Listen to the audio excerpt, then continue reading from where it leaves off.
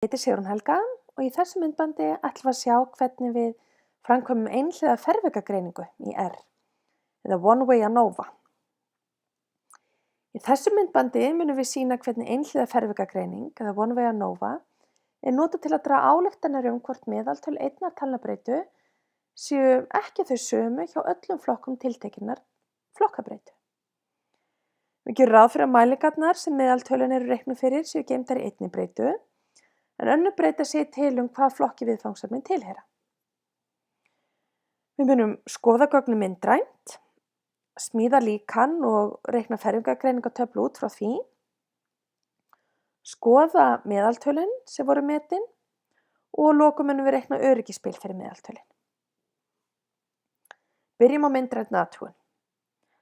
Kassarit eru tilvalin til að skoða mun á talnabreytu eftir flokkum myndrænt. Þau eru teiknuð með skipuninni boxplot. Við getum teiknað sér kassarit fyrir hvern flokk tiltekinnar flokkabreytu. Þá eru talnabreytan og flokkabreytan aðskildar með þessu tákni sem er kallað tilda. Fyrst kemur talnabreytan og svo kemur flokkabreytan. Og við ætlum sem fyrr að nota gögnin púls nemenda sem voru að hlaupa. En nú ætlum við að skoða hvort að fyrri púls nemenda sé breytilegur eftir því hversu mikla líkamsrækt nemendurnir stunda. Hér er ég aðeins búin að stytta mig leið og er til dæmis búin að skrifa eina línu sem gerir það sama og fara í session og set working directory. Það er að segja að þessi skipun segir R í hvað möppu ég ætla að vinna. Síðan ætla ég að lesa gögnin og að skipta líkamsræktarbreytun upp í flokka eins og við höfum áður gert. Það fyrsta sem ég ætla að gera, kíkjum aðeins á gögnin, ég er að skoða breytuna fyrri púls sem er hér og ég ætla að athuga hvernig hún er breytileg eftir því hversu mikla líkamsrækt nemendur stunda, hvort þeir stunda litla, hóflega eða mikla líkamsrækt. Byrjum á að skoða gögnin myndrænt. Myndrænt. Og þá ætla ég að gera boxplot og fyrst ætla ég að setja talnabreytuna sem var fyrir púls og svo ætla ég að aðgreina með tilda og hjá mér ger ég tilda með þetta á allt og spurningamerki. Þið eru kannski að finna út af því á tölvunum ykkar. Á móti data. Ég ætla að skoða hvernig fyrri púls er breytilegur eftir hversu mikla líkamsrækt stunda. Þannig að það er seinni breyta sem ég seti. Skoðum útkomuna og þið sjáið að þegar við notum RStudio þá birtist plottið niður í hægra horninu sem getur verið mjög þægilegt. Og ef ég klikka á zoom þá stækka ég plottið og hér sjáið það virðist nú vera einhver munur á fyrri púls eftir hversu mikla líkamsrækt nemendur stunda. Ég get vistað myndina með að fara í export og annarkvort vistana sem PDF-skjal eða farið og ég get valið JPG, PNG, TIFF, Bitmap og ESP til dæmis. EPS meina ég. En ég ætla ekki að vista myndina núna en svona sjáu þið hvernig væri hægt að vista hana. Ef þið myndu til dæmis vilja sýna hana eða annað. Eru búin að skoða gögnin myndrænt og það virðist vera einhver munur á milli flokkana. Og hvernig prófið það? Jú, við prófum það með fervegagreiningu. Ein góð leið til þess að framkvæma fervegagreiningu er að smíða fyrst líkan með skipun sem heitir LM. En hún metur mun meðaltala milli flokkana. Við metum skipunina LM fyrst með breytu sem segir til hvað meðaltal reiknaði fyrir og svo flokkabreytunni. Og þið sjáu þetta í sömu röð og sami ritáttur og var fyrir boxplot nema að þarf ég ekki alltaf að segja data dollari fyrir púls og data dollari líkamsræktarflokkabreytan. Heldur nægir mér að segja bara data jafnt og data. Ef gögnin hefur vist í gögnatöflu sem hér til dæmis bara gögn, það hefði gert það sama hér en sagt data jafnt og gögn. Og þetta getur verið mjög þægilegt ef við erum að vinna með nokkuð gagnasögn samtímis.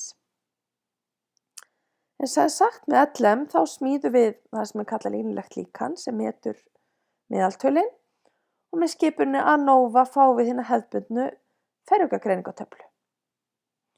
Og við mötum hana einfaldlega með líkanið sem við smíðum, þess vegna borgar sig að vista líkanið sem hlut. Og það gerum við hérna með pílunni en það má líka setja jafnaðarmerki á milli. Þannig við smíðum líkan, köllum það bara LM1 og það er línulegt líkan þar sem við ætlum að skoða hvernig fyrri púls breytist eftir hversu mikla líkansagt, eftir líkansættaflokki og gögnin eru geymd í gagnatöflunni data. Af því hún heitir data þá segi ég data er jafnt og data. Smíðum líkan og skoðum fermingargreiningartöflu. Þá segi ég einfaldlega ANOVA af líkaninu, ANOVA LM1. Keyrum það og hér sjáum við fermingargreiningartöfluna. Hér er annars vegar breytan sem er flokkabreytan okkar og hins vegar leifarnar. Hér getum við séð frígráðurnar, fjölda þeirra. Hér eru fervikarsumurnar og meðalfervikarsumurnar. Hér er F, prófstærðin og lokum þar sem við lítum eftir, það er P-gildið. Hérna er P-gildið 0,02864 sem er minna en 0,05 og því höfnum við núlltilgátunni að meðaltölin séu öll jöfn og drögum þá ályktun að minnst að kosti 1 meðaltal þurfi að vera frábrugðið hinu. En þá komum við að næstu spurningu og það er hver eru þessi meðaltöl? Við getum skoðað meðaltölin nánar einfaldlega með því að segja bara LM1 með því að bara skrifa heitið á líkaninu sem við smíðum. Útlitið er svolítið sérstakt að við fáum meðaltal fyrir intercept. Það á sem sagt við viðmiðunarflokkinn, hann fær ekki heiti heldur heiti bara intercept. Og önnur meðaltöl eru mismunur tilsvarandi flokka og viðmiðunarflokksins. Þannig ef ég skrifa einfaldlega, skoða meðaltölin, skrifa einfaldlega bara LM1. Og þá sjáum við viðmiðunarflokkurinn er hérna lítil hreyfing og þar er fyrri púls á meðaltali 72 slög á mínútu. Við það stundum hóflega líkansagt, þá er meðaltali metið aðeins hærra eða 2,4 slögum meira á mínútu. En við það stundum mikla líkansagt, þá lækkar púlsinn og meðaltali næstum 4 slög á mínútu. Þannig að meðaltali fyrir hóflega líkansagt væri þá 72,5 pluss 2,44. Þannig að hérna meðaltal fyrir hóflega hreyfingu eða líkansagt. Það væri þá einfaldlega 72,512 pluss 2,444 sem er þá 74,956 en meðaltal fyrir mikla líkamsrækt væri sama þetta heildarmeðaltal 512 en þá mínus vegna þess að það er mínus hér mínus 3,951. Þá sjáum við að það er þá minna, það er þá 68,561. Að lokum skulum við skoða hvernig við reiknum öryggisbil fyrir þessa stuðla. Fyrir þessa hérna 3 stuðla sem vorum að meta. Það gerum við með skipun sem heitir confint, sem einfaldlega stendur fyrir confidence interval.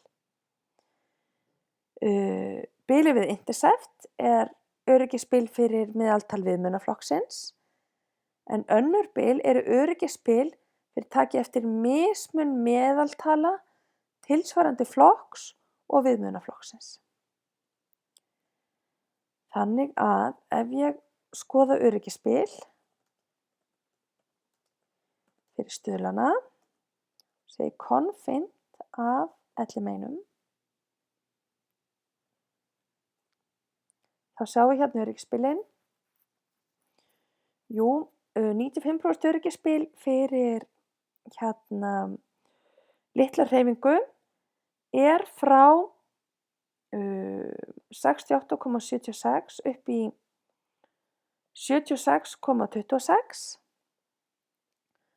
Öryggisspil fyrir muninn á hóflegri og lítilli hreyfingu nær frá -2,7 upp í 7,6 og takið eftir að 0 lendir á þessu bili, þannig að hér getum við ekki fullyrt að það sé endilega munur á hóflegri líkamsrækt og lítilli, á púlsinum eftir hvort þú ert að stunda hóflega eða litla líkamsrækt. Og sömuleiðis er öryggisspilið fyrir mikla hreyfingu frá -8,8 upp í 0,96 í nánast 1 og 0 lendir líka á þessu bili.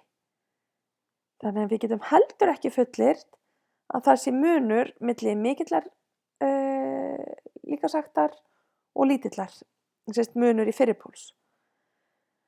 Þannig að sennilega var munur í á milli hóflegrar og mikillar líkamsræktar. En leiðir til að skoða það munum við farið seinna. Ein leið væri til dæmis að skilgreina flokkan upp á nýtt. Ég get svo sem gert það sem snöggvast að þá segi ég að data, líkamsrækt flokkabreyta. Núna ætla ég að láta viðmiðið vera hóflega. Þannig ég segi real level, data, líkamsrækt flokkabreyta, en með hóflegri hreyfingu og keyri svo aftur líkanið og skoða öryggisspilið.